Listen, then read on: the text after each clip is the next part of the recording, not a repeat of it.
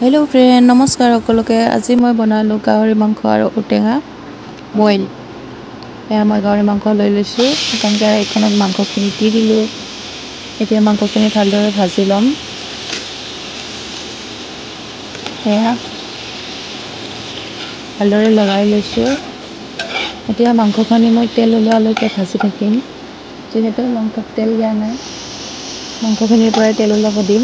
এয়া নিমখ দি কিনে আৰু ভাজি ল'লোঁ।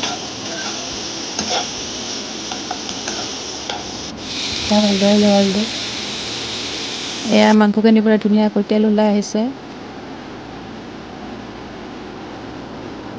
এতিয়া আকৌ লৰাই ল'ম অলপমান। এতিয়া মই দি দিলোঁ পিঁয়াজখিনি। পিঁয়াজখিনি হৈ গ'ল। এতিয়া আলু দি দিলোঁ, অলপমান লৰাই লৈছোঁ। ইয়াত এতিয়া মই দি দিম ঔটেঙা পিচ। ঔটেঙা কেইপিচ দি দিম। দি দিলোঁ। এতিয়া এইখিনি ভালদৰে লৰাই ল'ম।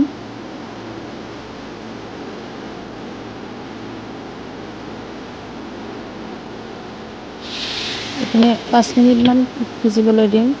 5 মিনিট হৈ গ'ল মোৰ। এতিয়া ইয়াতে মই আদা নহৰু দিম। বেলেগ মছলা ব্যৱহাৰ নকৰোঁ, অকল আদা নহৰুৱে দিম। এয়া খুন্দিলোঁ আদা নহৰুখিনি দি দিলোঁ।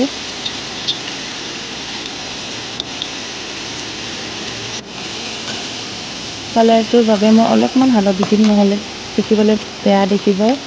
সেইবাবে হালধি অকণমান দি দিলোঁ। বাকী বেলেগ একো ব্যৱহাৰ নকৰোঁ।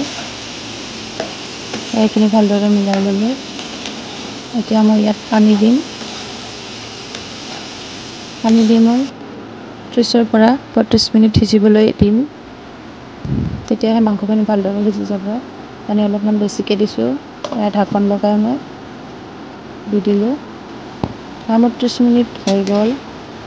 এবাৰ চালোঁ, মাংসখিনি ধুনীয়াকৈ সিজি গৈছে, আলুও সিজিছে। এয়া দেখাই দিছোঁ। বইল মাংস দেখিবলৈ বেয়া দেখি, কিন্তু খাবলৈ বহুত টেষ্টি হয়। এয়া এতিয়া মই ইয়াত মান ধনিয়াৰ পাত অলপমান দি দিম। মান ধনিয়াৰ পাত দিলে গোন্ধটো ধুনীয়া লাগে।